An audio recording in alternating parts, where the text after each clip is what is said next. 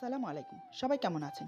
আশা করি সবাই ভালো আছেন। আজ আপনাদের জন্য নিয়ে এসেছে গল্পের 12 নম্বর পর্ব। আশা করি গল্পটি আপনাদের ভালো লাগবে। তাহলে চলুন শুরু করা যাক। নীরা বলে, আচ্ছা চলো। এই বলে ওরা দুজন ড্রয়িং রুমে যায়। ওখানে গিয়েই নীরার মাথায় যেন আকাশ ভেঙে পড়ল। নীরা ভুরু কুঁচকে সোফায় বসা মানুষটির দিকে তাকিয়ে আছে। কারণ সোফায় বসা মানুষটি হলো আমার বিয়ে আলো। ও আজ শাড়ি পরে খুব সেজে গুজে পরিপাটি হয়ে এসেছে। ওকে দেখে নীরার মাথা ঘুরে যায়, কারণ ওই মেয়েটাকে খুব বেশি সুন্দর লাগছে। ও যে সারাদিন আমার সাথে থাকে এটা মনে করে নীরার মন খচখচ করতে থাকে। তিশা বলে, ভাবি ও ভাইয়ের কাছে আসছে। নীরা বলে, এই শাকচুনিটা এখানে কি করতে আসছে? তিশা বলে, তুমি চেনো ওকে? নীরা তিশার কথার উত্তর না দিয়ে মনে মনে বলে, এ শাকচুনি, তুই এখানে এত সকালে? পেতনি সেজে আমার বরের কাছে কি করতে এসেছিস শুনি? নীরা বলে, তুমি এত সকালে কি করতে? আলো বলে, জি স্যারকে নিতে আসছি। নীরা আবার বিড়বিড় করে বলে, কত বড় বেয়াদব মেয়ে, বলে স্যারকে নিতে আসছি। বলি, কেন রে, তোর স্যারের হাত পা নেই, ও যেতে পারে না? নীরা বলে, কোথায় যাবে? আলো বলে, জি অস্ট্রেলিয়া থেকে ক্লায়েন্ট আসছে, স্যার আর আমি ওনাদের রিসিভ করতে যাব। স্যার বলেছিল রেডি হয়ে এখানে আসতে। নীরা বলে, স্যার তোমাকে শাড়ি পরে সেজেগুজে আসতে বলেছে? আলো বলে, না মানে। নীরা আবার বিড়বিড় করে বলে, সেজে গুজে নাচতে নাচতে এলে আমার বরকে রূপ দেখিয়ে ভোলাতে? নীরা বলে, শোনো, এত সেজে কখনো? কথাটা শেষ করার আগে আমি চলে আসি। আমি বললাম, আলো চলে এসেছো? নীরা আবার বিড়বিড় করে বলে, হ্যাঁ, চোখে দেখিস না, কোলে তুলে নে রাক্ষস, এত নেকামর কি আছে? হ্যাঁ। আলো বলে, জি আপনি এখনো রেডি হননি, দেরি হয়ে যাবে তো। নীরা আবার বিড়বিড় করে বলে, হ্যাঁ যা যা, তুই না এলে যে আমার সাজ নষ্ট হয়ে যাবে, তখন আমি আবার গাছ পেতনি হয়ে যাব, আধিক্যতা সব। আমি বললাম, তুমি 10 মিনিট ওয়েট করো, আমি আসছি। By the way, looking very so pretty. নীরাকে শুনিয়ে কথাটা বললাম। নীরা আবার বিড়বিড় করে বলে, হ্যাঁ প্রিটি তো লাগবেই, প্রিটি লাগবে, সুইটি লাগবে, হানি লাগবে, কত কিছুই তো লাগবে। আমি তো পুরনো হয়ে গেছি না, আমাকে আর ভালো লাগে না। রাক্ষসের তো রাক্ষস নিকেই সুন্দর লাগে, তাই না? আমি বললাম, নীরা আমার নাস্তা রেডি করো না, আমরা বাইরে খেয়ে নেব। নীরা আবার বিড়বিড় করে বলে, রাক্ষস, ব্রহ্মদত্ত, গাছবানর, কত বড় সাহস আমাকে নাম ধরে ডাকে। এত সাহস, বলে কিনা ওই শাকচুনিটার সাথে বাইরে নাস্তা করবে। পেতনিটা তো তাই চায়, আমার বরটাকে নিজের বশে করে ফেলতে। না হলে যে মানুষটা আমাকে কখনো নির্পাখি ছাড়া কথা বলে না, সে আজ আমার নাম ধরে ডাকলো। তাই তো বলি, আমি বলাতে অফিসে চলে গেলে চুপচাপ। এত সুন্দর বিয়ে থাকলে কে অফিসে যায় না? যাওয়াচ্ছি তোদের, আর খাওয়াচ্ছি সুইট সুইট নাস্তা। নীরা বলে, তিশু আপুকে নাস্তা দাও জলদি। আলো বলে, না না, আমি এখন কিছু খাবো না, স্যারের সাথে বাইরে খাবো। নীরা মনে মনে বলে, খাওয়াচ্ছি তোকে আমার গুন্ডার সাথে, বলেই নীরা আলোর মুখে চিকেন রোল ঢুকিয়ে দেয়। নীরা বলে, জলদি খাও, কতটা রাস্তা যেতে হবে, ক্ষুধা লেগে যাবে তো। তিশা এই কাণ্ড দেখে রান্নাঘরে গিয়ে হাসিতে মাটিতে গড়াগড়ি খাচ্ছে। এদিকে আমি রেডি হচ্ছি আর মনে মনে হাসছি। আমি বললাম, দেখি আমার নির্পাখি, আমাকে তুমি ভালো না বেসে যাও কোথায়? আমি আমার সর্বোচ্চ দিয়ে চেষ্টা করব যাতে তুমি আমাকে ভালোবাসো। এত সহজে আমি হার মানছি না, জেনে রেখো, তুমি শুধু আমার। আমি বের হবার সময় নীরাকে কোথাও দেখতে পেলাম না। মনের অনিচ্ছার বিরুদ্ধে গিয়ে গাড়িতে বসি। আলোকে গাড়িতে বসতে বলি। আমার কথা মতো আলো গাড়িতে উঠতে যাবে, তার আগেই নীরা হুড়মুড় করে আমার পাশে বসে দরজা আটকিয়ে দেয়। আমি বললাম, নীর তুমি? নীরা বলে, হ্যাঁ আমি। আমি বললাম, হ্যাঁ আমি মানে, তুমি কই যাবে? নীরা বলে, আমি কোথাও যাব না, এই গাড়িতেই বসে থাকবো। আমি আপনাকে একদম জ্বালাবো না, আমাকে নামিয়ে দেবেন না প্লিজ। আমি মনে মনে হেসে বললাম, ঠিক আছে নীর। আলো বলে, স্যার আমি কোথায় বসবো? নীরা বলে, এখানে বসো না, আমাদের পাশে, এখানে তোমার জায়গা হবে। বলেই নীরা আমার দিকে এগিয়ে এসে জায়গা করে দিল। আমি চুপচাপ নীরার কাণ্ড দেখছি। আলো উঠে নীরার পাশে বসে পড়লো। নীরা একটা বক্সে করে কিছু খাবার এনেছে, সেগুলো হাতে তুলে আমাকে খেতে বলল। আমি বললাম, আরে খাবার আনলে কেন, ওকে রেখে কিভাবে খাই? নীরা মনে মনে বলে, হ্যাঁ তা তো খেতেই পারবি না, তোর পেয়ারে সুন্দরী পিয়ে বলে কথা না। আলো বলে, না স্যার আমি খেয়েছি, ম্যাম আমাকে নিজের হাতে খাইয়ে দিয়েছে। আমি বললাম, তাই নাকি? তো কথাটা শেষ করতে পারিনি, কারণ নীরা আমার মুখের দিকে যেভাবে তাকিয়ে আছে, যদি একবার রাগে তো অবস্থা খারাপ করবে আমার। তাই চুপচাপ খেতে থাকি।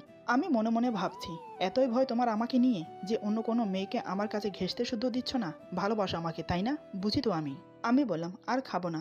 এই কথা শুনে নীরা চোখ রাঙানিতে আমি বললাম, খাবো তো, আরো খাবো, দাও। এসব দেখে আলো মিটমিট করে হাসছে। এদিকে নীরা আমাকে ফুল প্লেট খাইয়ে দেয়। আমি চুপচাপ খেয়ে নেই। নীরা মনে মনে বলে, দেখি এবার ওই পেতনিটার সাথে কি করে সুইট সুইট নাস্তা করো। আমার নামও নীরা। আমার গুন্ডাটার উপর কারো নজর লাগতে দেব না। দেখি কোন শাকচুনি কি করে। ঝাড়ু দিয়ে মেরে শাকচুনিগুলোর মুখ চ্যাপটা করে দেব। একসময় গন্তব্য স্থানে গিয়ে আমি নীরাকে নামতে বললাম, কিন্তু নীরা বের হয় না। বাধ্য হয়ে পরে আমি আর আলো চলে যাই। এদিকে নীরা গাড়িতে বসে থাকতে থাকতে ঘুমিয়ে পড়ে। যখন ঘুম ভাঙে তখন দেখে আমার কোলে মাথা রেখে গাড়ির সিটে শুয়ে আছে। আমি বললাম, ঘুম হয়েছে তাহলে আমার পাখিটার? নীরা উঠতে গেলে আমি উঠতে দেই না। আমি বললাম, থাকো না নীর পাখি, আমার কষ্ট হচ্ছে না।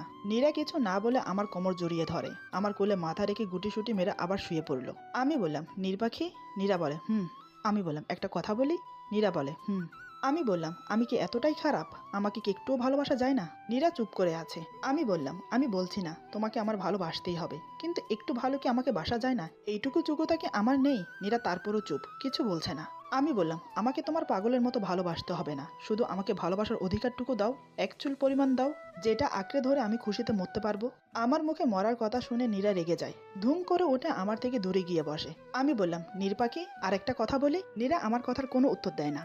আমি বললাম, তুমি এখনো তোমার ওই প্রেমিককে ভুলতে পারোনি? আমি জানি নীরার কোনো প্রেমিক নেই, নীরা সেদিন আমাকে মিথ্যে বলেছিল। নীরার মুখ থেকে কথাটা যে মিথ্যে তা বের করতে আমি এ কথা বললাম। নীরা আমার দিকে তাকিয়ে ভাবে, এতদিন তোমার কাছে আছি, তুমি সত্যি সত্যি বিশ্বাস করলে আমার প্রেমিক আছে? সেদিন যা বলেছিলাম মিথ্যে বলেছিলাম তোমার থেকে বাঁচার জন্য। এই ভালোবাসো আমাকে, তুমি আমাকে চিনতেই পারলে না। আমি বললাম, কি হলো, কি ভাবছো? নীরা বলে, না ভুলবো কি করে বলেন, 3 বছরের সম্পর্ক, কত স্মৃতি আমাদের, কত জায়গায় ঘুরেছি, সবকিছু কি ভোলা যায়? তার থেকে বড় কথা, ওর সাথে কাটানো রাতগুলোর স্মৃতি কখনোই ভুলতে পারি না জানেন। খুব শান্ত গলায় নীরা কথাগুলো আমাকে বলে। এদিকে নীরার কথা শুনে আমার রাগ চরমে উঠে যায়, রাগে চোখ দুটো জলজল করছে আগুনের মতো। নীরা তো রীতিমতো ভয় পেয়ে যায় আমাকে দেখে। আমি ড্রাইভারকে বললাম, ভাইয়া গাড়িটা আমার বাংলোতে নিয়ে চলুন। আমার কথা শুনে নীরা ভয়ে শেষ, কারণ ও ভালোভাবেই বুঝতে পারছে আমি আজ কিছু একটা করব। একসময় গাড়ি বাসার সামনে থামতেই আমি নেমে পড়ি, সাথে নীরাও নেমে পড়ে। আমি নীরার হাত ধরে টানতে টানতে রুমে এনে বিছানার উপর ধপ করে বসিয়ে দিই। তারপর একটা চেয়ার টেনে নীরার সামনে বসে পড়ে খুব শান্ত গলায় বললাম, তখন কি যেন বলছিলে নীর পাখি, আবার বলো তো। নীরা ভয়ে চুপসে গেল। আমি এবার চেঁচিয়ে উঠে বললাম, সাহস কি করে হয় তোমার আমার সামনে বসে তুমি বলো অন্য কারোর সাথে তুমি রাত কাটিয়েছো? কি মনে হয় তোমার আমি দুদিন চুপ করে আছি তার জন্য আমি কথা বলা ভুলে গেছি? কুচি কুচি করে কেটে নদীতে ফেলে দেব, চেনো আমাকে? আবার কখনো যদি এ সমস্ত কথা আমার সামনে বলো, আমি বলেছি না তোমাকে, একজন কেন 100 জনের সাথে তোমার সম্পর্ক থাকলেও আমার তোমাকেই চাই। 100 জন তোমাকে রেপ করলেও আমি তোমাকেই ভালোবাসবো। এক কথায় আমার তোমাকেই চাই। I just want to you. আমার প্রতিটা কথায় নীরা কেঁপে কেঁপে উঠছে। আমি নীরার মুখের কাছে মুখ এনে বললাম, তুমি খুব ভালো করেই জানো মিরাজ রেগে গেলে ঠিক কি করতে পারে। এত বড় মিথ্যে কথা বলার সাহস কি করে হয় তোমার? নীরা কাপা কাপা গলায় বলে, সরি। আমি বললাম, my food your sorry, last warning to you. এ ধরনের কথা আর একবার ভুল করে মুখ থেকে বের করেছো তো মরেছো। কথাটা বলেই আমি রুম থেকে বের হয়ে যাই। আমি বেরিয়ে যাওয়ার পর নীরা তখনই থপ করে বিছানায় গায়ে এলিয়ে দেয়। হঠাৎ আমি এসে নীরার উপরে উঠে নীরার ঠোঁটে নিজের ঠোঁট ডুবিয়ে দেই। পাগলের মতো কিস করতে থাকি নীরাকে। নীরা এক হাতে আমার শার্টের কলার চেপে ধরে, আর এক হাতে বিছানা চাদর মুঠো করে খামছে ধরে। আমার কোনো হোঁশ নেই, আমি নীরাকে আদর করেই যাচ্ছি। দুজনের গরম নিঃশ্বাস মিশে একাকার হয়ে যাচ্ছে। নীরার পেটের নিচে হাত গলিয়ে শক্ত করে জড়িয়ে ধরি, ওর ঠোঁট ছেড়ে ওর কানের লতিতে হালকা করে কামড় দেই। তারপর আমার উপর উঠিয়ে দেই। ওর মাথাটা শক্ত করে চেপে ধরে কিস করেই যাচ্ছি। ধীরে ধীরে ওর গলাতে কিস করতে শুরু করলাম, কিন্তু নীরা আমাকে কোনো বাধাই দিচ্ছে না। এভাবে বেশ কিছুক্ষণ কেটে যায়। হঠাৎ আমি নীরাকে আমার উপর থেকে সরিয়ে উঠে পড়ি। নীরা নিজেকে ঠিক করে নেয়। কি করব, এর থেকে বেশি কিছু করার সময় এখনো হয়নি। আমাদের এখনো শরীয়ত মোতাবেক কবুল বলে বিয়ে হয়নি, তাই বারবার কাছে এসেও নিজেকে সরিয়ে নিতে হয়। জানি খুব কষ্ট হয় আমার তখন। নীরা গায়ের কাপড় ঠিক করে উঠে বসে। আমি তৎক্ষণাৎ নীরাকে কোলে তুলে নেই, তারপর গাড়িতে নিয়ে বসিয়ে দেই। আমি নিজেই গাড়ি ড্রাইভ করে বাসায় চলে আসি। নীরা চুপচাপ গাড়ি থেকে নেমে বাসায় চলে যায়। নীরাকে আসতে দেখে তিশা বলে, কি গো ভাবি, কেমন কাটলো আজ? নীরা বলে, ভালো। তিশা বলে, শুধুই ভালো নাকি অন্য কিছু? নীরা বলে, মার কটা খেলে তোমার চলবে বলো তো? তিশা বলে, আপাতত একটাও না। রাতে আমি রুমে এসে দেখি নীরা সোফায় গুটিসুটি মেরে ঘুমিয়ে আছে। নীরাকে সোফায় ঘুমোতে দেখে আমার খুব রাগ উঠে যায়। আমি হাত ধরে হ্যাঁচকা টানে নীরাকে উঠিয়ে বসিয়ে দেই। আমি বললাম, এখানে ঘুমোচ্ছ কেন, বিছানায় কি হয়েছে? নীরা বলে, কিছু না, এমনিতেই। আমি বললাম, তাড়াতাড়ি বিছানায় এসো। নীরা বলে, না আমি এখানে ঠিক আছি, বলেই নীরা আবার ঘুমিয়ে পড়লো। আমি এটা দেখে নীরাকে কোলে তুলে নেই। নীরা বলে, আরে আরে করছেন কি? আমি বললাম, চুপ। আমি নীরাকে বিছানায় শুইয়ে দিয়ে ওর হাতে মাথা রেখে উল্টো দিকে ঘুরে শুয়ে পড়ি। তারপর নীরার অন্য হাত টেনে নিজেকে জড়িয়ে নিয়ে ঘুমিয়ে পড়ি। নীরা মনে মনে বলে, এই ছেলেটা শুধু রাগ দেখাবে আমার উপর, আবার জোর করে বুকের মধ্যে এসে পারমিশন ছাড়াই শুয়ে পড়বে। এই ভেবে আমাকে নিচ থেকেই জড়িয়ে ধরে। তারপর কখন ঘুমাই বলতে পারি না। সকালে আমি অফিসে যাওয়ার জন্য রেডি হচ্ছি। এদিকে নীরা বিছানায় বসে আমার দিকে তাকিয়ে নখ কামড়াচ্ছে। আমি বললাম, আজ আমাকে খুব হ্যান্ডসাম লাগছে নাকি নির্বাকি? নীরা বলে, আমি কি জানি। আমি বললাম, আমি জানি আমি এমনিতেই এত সুন্দর, তোমাদের আর দোষ কি বলো? নীরা বলে, আমি আবার কি করলাম? আমি বললাম, ওমা, তোমরা যে আর চোখে আমার দিকে তাকিয়ে থাকো আমি বুঝি না। নীরা বলে, আমি আবার কখন আপনার দিকে তাকিয়ে থাকলাম? আর 1 মিনিট। আমরা বলতে কাকে বোঝাচ্ছেন? আমি বললাম, কাকে আবার? আলো সবসময় আমার দিকে তাকিয়ে থাকে। নীরা মনে মনে বলে, আমার ধারণাটাই ঠিক, ওই ডানিটা আমার বরের মাথাটা সত্যি খেয়ে নেবে। শাকচুন্নি, তোর চোখ তুলে আমি ব্লেন্ডার মেশিনে দিয়ে জুস করে খাবো। নীরা বলে, আপনি কি করে বুঝলেন ও আপনার দিকে তাকিয়ে থাকে? তার মানে আপনিও ওর দিকে তাকিয়ে থাকেন, তাই না? আমি বললাম, হ্যাঁ, তা তো একটু একটু তাকাতেই হয় বলো। কেউ যদি তোমার দিকে তাকিয়ে থাকে তুমি কি ওর দিকে না তাকিয়ে থাকতে পারবে? নীরা আবার মনে মনে বলে, গুন্ডা, শিয়াল, রাক্ষস, বনমানুষ, লুচ্চা ছেলে, অন্য মেয়েদের দিকে তাকিয়ে থাকা। চোখে কষ্টিপ মেরে দেবো তোর বেয়াদব ছেলে। আমি বললাম, কি গো নির্পাখি, কি ভাবছো?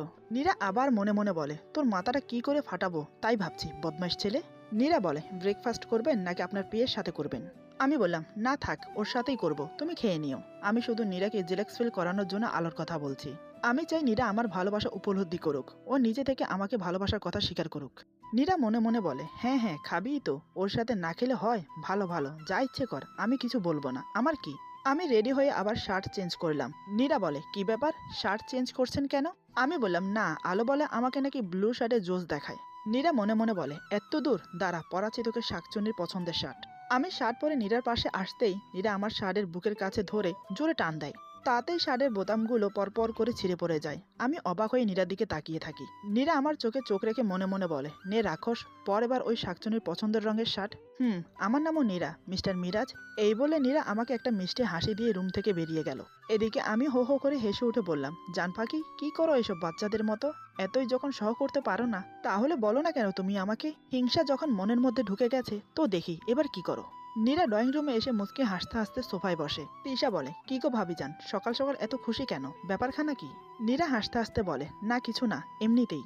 তিশা বলে, তুমি যে এমনি এমনি হাসছো না আমি খুব ভালো করেই জানি। নীরা বলে, কি জানো তুমি বলো তো? তিশা বলে, কি করব, যা জানি সবার সামনে তো আর বলা যায় না, গোপন কথা গোপনই থাক। নীরা বলে, বেশ পেকে গেছো তাই না, আমার সাথেই চালাকি? তিশা বলে, না না, চালাকি করব কেন, চালাকি তো তুমি করছো প্রতিনিয়ত আমার ভাইয়ের সাথে। নীরা বলে, কি চালাকি, হ্যাঁ কি চালাকি? তিশা বলে, কেন তুমি জানো না বুঝি, এখন বলবো সবার সামনে? নীরা বুঝতে পারলো আর বেশি কথা বাড়ালে তিশা সবার সামনে সব বলে দেবে। তাই নীরা বলে, আরে না না, এমন করছো কেন ননদিনী, তুমি না ভালো আমার একমাত্র ননদ। তিশা বলে, এখন লাইনে আসো বাবুজান। এমন সময় আমি নিচে নেমে আস্তে আস্তে ফোনে বললাম, হ্যাঁ তুমি 5 মিনিট ওয়েট করো, আমি এক্ষুনি আসছি। তিশা বলে, কি রে ভাই, এত জলদি কই যাস? আমি বললাম, অফিসে, আলো ওয়েট করছে। এই বলে দুই ভাই বোন মুখ টিপে হাসছি। এটা শুনে নীরা বিড়বিড় করে বলে, আলো ওয়েট করছে, তোরা সইছে না নাকি বেটা খাচ্চর, জঙ্গলি কোথাকার? তিশা বলে, হ্যাঁ ভাই যা, মেয়েটা একা আছে। নীরা আবার মনে মনে বলে, ন্যাকামো হচ্ছে দুজনের, ন্যাকামো। দুই ভাই বোন খাচ্চর, কেউ ভালোবাসে না আমাকে, থাকবো না এই বাড়িতে, আমি চলে যাব। আবার কি মনে হতে বলে, এটা আমি কি বলছি, কেন যাব? আমার বাড়ি এটা, আমি কেন যাব? আমি নিজের পায়ে হেঁটে আসিনি, আমাকে আনা হয়েছে, কখনোই যাব না আমি। আমি খেয়াল করলাম নীরা নখ কামড়াচ্ছে আর মনে মনে কিছু একটা ভাবছে। তিশা রান্নাঘরের দিকে যেতেই আমি নীরার দু গালে হাত দিয়ে ধরে আমার মুখের সামনে নিয়ে আসি। তারপর আলতো করে ঠোঁটে কিস করি। নীরা তো হাঁ হয়ে যায় আমার কাণ্ড দেখে। আমি নীরার কানে আলতো করে কিস করে বললাম, এভাবে কখনো আমার সামনে নখ কামড়াবে না, নয়তো চুমোটা আরো গভীরভাবে হবে, বুঝলে জান পাখি? নীরা যেন বরফ হয়ে গেছে, আমার আলতো ছোঁয়ায় ওকে পাগল করে দেয়। নীরা ঠোঁট মুছতে গিয়েও মোছে না। আমি অফিসে চলে গেলাম। একটু পর নীরাও কলেজের জন্য বের হয়ে যায়, কিন্তু কলেজে নীরার মন বসে না। ওর মন পড়ে আছে আমার অফিসে। ওর মনে একটাই টেনশন, আলো যদি আমার কাছে চলে আসে, আমি যদি নীরাকে ভুলে যাই। নীরা অনেক চেষ্টা করেও নিজেকে আটকে রাখতে পারছে না। সে কলেজ না করে আমার অফিসে চলে আসে। নীরা বলে, হ্যালো, আপনার স্যার কই? মেয়েটা বলে, স্যার তো জরুরি মিটিংয়ে আলো ম্যামের সাথে বাহিরে গেছে। নীরা বলে, কখন ব্যাক করবে? মনে মনে বলে, যা ভেবেছিলাম তাই, শাকচুনিটা আমার বরকে আমার কাছ থেকে কেড়ে নেবে। মেয়েটা বলে, বলতে পারছি না ম্যাম, আপনি ওয়েটিং রুমে অপেক্ষা করুন। নীরা কিছু না বলে ওয়েটিং রুমে গিয়ে বসে পড়ে, কিন্তু অনেকক্ষণ সময় পেরিয়ে যায়, আমি আসি না। নীরা ওয়েটিং রুম থেকে বেরিয়ে এসে আমার কেবিনে চলে যায়। কেবিনের দরজা একটু খোলাই ছিল। নীরা উকি মেরে দেখে আমি আলোর হাত ধরে দাঁড়িয়ে আছি। এটা দেখে নীরার মাথা ঘুরে ওঠে। নীরা বিশ্বাস করতে পারছে না যে আমি কোনো মেয়ের হাত ধরে দাঁড়িয়ে আছি। নীরা চুপচাপ ওখান থেকে চলে আসে। আসতেই করিডোরে মেয়েটার সাথে নীরার দেখা হয়। মেয়েটা বলে, ম্যাম স্যার তো এসেছে, আপনি দেখা করেছেন? নীরা বলে, এখন দরকার নেই, পরে আসবো। মেয়েটা বলে, if you don't mind ma'am, আপনার পরিচয়টা কি জানতে পারি? আমি নতুন জয়েন করেছি তো, আপনাকে চিনি না, স্যারকে আপনার কথা বলতে গেলে পরিচয় দিতে হবে, তাই। নীরা কিছু না বলে ফুপিয়ে ফুপিয়ে কাঁদতে কাঁদতে দৌড়ে অফিস থেকে চলে গেল। বাসায় এসে নীরা কারোর সাথে কথা বলে না। আমি অনেকবার ফোন দিয়েছি, কিন্তু রিসিভ করে না। নীরা ফোন রিসিভ না করার জন্য আমি ভীষণ রেগে যাই, তাই বাসায় চলে আসি। বাসায় এসে নীরাকে রুমে খুঁজে পাই না। তিশা আমাকে দেখে বলে, এখানে নেই, কলেজ থেকে আসার পর রুম আটকিয়ে বসেছিল, সন্ধ্যার পর ছাদে গিয়ে বসে আছে, সারাদিন কিছু খায়নি, সবাই বলে বলে হাঁপিয়ে গেছে, তুই আবার কি করেছিস বলতো? আমি কিছু না বলেই ছাদে চলে যাই। গিয়ে দেখি ছাদের এক কোনায় দাঁড়িয়ে নীরা ফুপিয়ে ফুপিয়ে কাঁদছে। নীরা আমার উপস্থিতি টের পেয়ে চলে যাচ্ছিল। আমি নীরাকে টেনে বুকের সাথে জড়িয়ে ধরি। আমি বললাম, কি হয়েছে জান পাখি, আমি কি কোনো ভুল করেছি? নীরা কোনো কথা না বলে আমার কাছ থেকে নিজেকে ছাড়িয়ে নিচে চলে গেল। আমি বেশ অবাকই হই নীরার এই আচরণে, কারণ নীরাকে কখনো এমনভাবে দেখিনি। ওকে দেখে মনে হচ্ছে কোনো কিছুতে কষ্ট পেয়েছে। নীরা রুমে এসে চুপচাপ বিছানার একপাশে গুটিসুটি মেরে শুয়ে পড়ে। আমি খাবার এনে দেখি নীরা শুয়ে আছে। আমি বললাম, নীরপাখি ওঠো, খেয়ে নাও। নীরা কিছু বলে না। আমি বললাম, জান পাখি, আমি জানি তুমি ঘুমাওনি, চুপচাপ উঠে খেয়ে নাও, তারপর আমাকে বলো কে তোমাকে কি বলেছে। তার কলিজাটা ছিঁড়ে নেব আমি। নীরা বলে, আমার খিদে নেই, আপনি খেয়ে নিন। আমি বললাম, তুমি না খেলে আমি কি করে খাই, উঠো না যান। নীরা চুপচাপ উঠে এক লোকমা ভাত মুখে দিয়ে উঠে যায়। নীরা বলে, নিন এবার আপনি খেয়ে নিন, আর এখনো যদি খেতে না পারেন যাকে ভালো লাগে তার কাছে গিয়ে খান। আমি নীরার কথা শুনে নীরার গালে থাপ্পড় মেরে দেই, তারপর হাত ধরে টেনে বসিয়ে দেই। আমি বললাম, হাঁ করো। আমি নীরাকে খাইয়ে দেই। নীরা চুপচাপ খাচ্ছে আর ফুপিয়ে ফুপিয়ে কাঁদছে। আমি বললাম, ভালোবাসি শুধু তোমাকে, অন্য কাউকে নয়। কেন বোঝো না তুমি? কে আছে আমার, কার কাছে যাব? শুধু শুধু আমার রাগটা বাড়িয়ে দাও তুমি। নীরা চুপ করে আছে। আমি বললাম, ভালোবাসো না আমাকে জানি, কিন্তু এতটা অবিশ্বাস করে জানতাম না। নীরা কিছু বলে না, ও শুধু অফিসের কথাই ভাবছে। নীরা মনে মনে বলে, এতই ভালোবাসো আমাকে তো মিথ্যে কেন বলছো? কেন বলছো না তুমি আলো আমার জায়গাটা নিয়ে নিয়েছে তোমার থেকে? আমার সাথে তুমি সুখী না, আমি বুঝি তো, বাচ্চা না আমি। খাওয়া শেষ করে আমি নীরাকে বুকে টেনে নিয়ে শুয়ে পড়ি। আমি হয়তো ঘুমিয়ে পড়েছি, কিন্তু নীরা নীরবে কান্না করে চলেছে। ওর চোখে ঘুম নেই। নীরা আমাকে জড়িয়ে ধরতে গিয়েও ধরে না। নীরা মনে মনে বলে, দেখো আমার ভাগ্য, যাকে একসময় সহ করতে পারতাম না, আজ তাকে হারানোর ভয়ে আমার দুনিয়া ওলটপালট হয়ে যাচ্ছে। আচ্ছা, ভালোবাসার মানুষকে ভালোবাসার কথাটা না বললে সে কি বোঝে না কাছের মানুষটা তাকে কতটা ভালোবাসে? মুখ ফুটে না বললে কি তুমি বুঝবে না আমি তোমাকে ভালোবাসি? অন্য মেয়েদের সাথে তোমাকে দেখলে সহ হয় না আমার, বোঝো না তুমি? আমি ভেবেছিলাম আমার ভালোবাসাটা তুমি ঠিক বুঝতে পারবে, মুখ ফুটে বলতে হবে না আমাকে। কিন্তু তুমি, আমারই ভুল, ছেলে মানুষ তো কতদিন আর একা থাকতে পারবে? তাই তো আলোকে আমার জায়গাটা দিয়ে দিলে। ঠিক আছে, তুমি যাতে খুশি হও সে কাজটাই করব আমি। অন্তত একটা বার তো তোমাকে খুশি করতে পারবো। এসব চিন্তা করতে করতে কখন যে ঘুমিয়ে পড়ে নীরা সে নিজেও জানে না। এদিকে আমি সকালে ঘুম থেকে উঠে নীরাকে দেখতে পাই না। তিশা এসে বলে নীরা ওর বাবার বাসায় গেছে। নীরার এই ব্যবহারে আমি বড্ড রেগে যাই। তারপরও কিছু না বলে রেডি হয়ে অফিসে চলে যাই। এদিকে নীরা কিন্তু ওর বাসায় যায়নি, আসলে আমার সামনে নিজের মুখ দেখাতে চায় না। তাই সকালবেলা মাকে বলে বাসা থেকে বেরিয়ে যায়। ওদের বাসার পাশে পুকুর পাড়ে এসে বসে থাকে। এরপর আলোকে ফোন করে মিট করার জন্য রিকোয়েস্ট করে। আমি অফিসে এসে কেবিনে ঢুকতেই কালকের সেই মেয়েটি রুমে আসে, যে মেয়েটি কাল নীরার সাথে কথা বলেছে। মেয়েটি বলে, স্যার আসবো? আমি বললাম, হুম। মেয়েটি বলে, সরি স্যার, আপনাকে একটা কথা জানাতে ভুলে গেছি। আমি বললাম, কি বলো? মেয়েটি বলে, স্যার কাল যখন আপনি আলো ম্যামের সাথে মিটিংয়ে বাইরে গিয়েছিলেন তখন একটি মেয়ে এসে অনেকক্ষণ বসেছিল, কিন্তু আপনি আসার পর ওনাকে আপনার কেবিনের সামনে দাঁড়িয়ে কাঁদতে দেখলাম। আমি আপনার সাথে মিট করার কথা বলতেই উনি দৌড়ে চলে গেলেন। কথাটা শোনার সাথে সাথে আমার মাথায় বাজ ভেঙে পড়ে। আমি তাড়াতাড়ি ফোন বের করে নীরার ছবি মেয়েটাকে দেখাই। আমি বললাম, এই মেয়েটি ছিল? মেয়েটি বলে, হ্যাঁ স্যার, এই মেয়েটি। আমি টেবিল চাপড়িয়ে বললাম, ও শেট শেট শেট বলে আমি দৌড়ে গাড়ি নিয়ে বের হয়ে যাই। নীরাকে বারবার ফোন দেই, কিন্তু নীরা ফোন ধরে না। এরই মধ্যে আলো আমাকে ফোন দিয়ে নীরার মিট করার কথাটা বলে দেয়। আমিও আলোকে বলে দেই মিট করতে যাবার জন্য, বলে আমি নিজেও সেখানে যাই। এদিকে নীরা আর আলো একটি কফি শপে বসে আছে 1 ঘন্টা যাবত, কিন্তু নীরা কিছু বলতে পারছে না। কি করে বলবে নীরা আজ আমাকে আলোর হাতে তুলে দিতে এসেছে? আলো বলে, ম্যাম আপনি কিছু বলবেন আমাকে? না মানে অফিস বাদ দিয়ে এখানে বসে আছি, স্যার আবার ফোন দিতে পারে। এই কথা শুনে নীরা হঠাৎ করে বলে, মিরাজকে ভালোবাসো? আলো অবাক হয়ে বলে, সরি ম্যাম, আপনি কি বলতে চাচ্ছেন? নীরা বলে, তোমার স্যারকে ভালোবাসো? আলো বলে, কি বলছেন আপনি এসব? নীরা বলে, তুমি অন্তত আমার কাছে মিথ্যে বলো না, আমি জানি তোমরা দুজন দুজনকে ভালোবাসো। আলো বলে, ম্যাম আপনার বুঝতে কোথাও ভুল হচ্ছে। নীরা বলে, কেন ন্যাকামো করছো আলো? ভুল আমার হচ্ছে না, কাল তোমাকে আর মিরাজকে দেখেছি আমি কেবিনে, কতটা ক্লোজ ছিলে তোমরা। কথাগুলো বলে নীরা আবার কেঁদে ওঠে। নীরা মাথা নিচু করে আবার বলতে শুরু করে, তোমরা আমার সাথে এটা না করলেও পারতে, তোমরা বললেই পারতে আমাকে। কাঁদতে কাঁদতে কিছুটা রিল্যাক্স হয়ে আবার বলে, তোমরা যদি একবার আমাকে বলতে আমার জন্য তোমাদের প্রবলেম হচ্ছে, তাহলে আমি নিজে থেকে চলে যেতাম। আমি ওর লাইফে বোঝা হয়ে আছি, আমাকে আর ওর ভালো লাগে না, আমার জায়গাটা ও তোমাকে দিয়ে দিয়েছে। আমি চলে যাব ওর জীবন থেকে, তোমরা সুখী হও, তোমার স্যারকে খুশি রাখো। আমি তোমাদের জীবন থেকে অনেক দূরে চলে যাব, কোনোদিন ফিরে আসবো না তোমাদের মাঝে, খুঁজে পাবে না এমন জায়গায় চলে যাব। চোখ বন্ধ করে নিচের দিকে তাকিয়ে কথাগুলো বলল নীরা। কিছুক্ষণ নীরবতা কেটে গেল, কিন্তু সামনে থেকে কোনো শব্দ না পেয়ে নীরা মাথা তুলে তাকায়। তাকিয়ে হঠাৎ যা দেখতে পায় তা দেখে নীরার অবস্থা খারাপ হয়ে যায়। চোখ দুটো রসগোল্লার মতো বড় বড় হয়ে যায়, হাত পা থরথর করে কাঁপছে। বুঝতে পারিনি এমন কিছু হবে। এরপর যা হলো। আজকের গল্প এখানে সমাপ্ত। গল্পের বাকি অংশ পেয়ে যাবেন আগামী পর্বে। আশা করি গল্পটি আপনাদের ভালো লাগবে। সবাই ভালো থাকবেন, সুস্থ থাকবেন। আল্লাহ হাফেজ।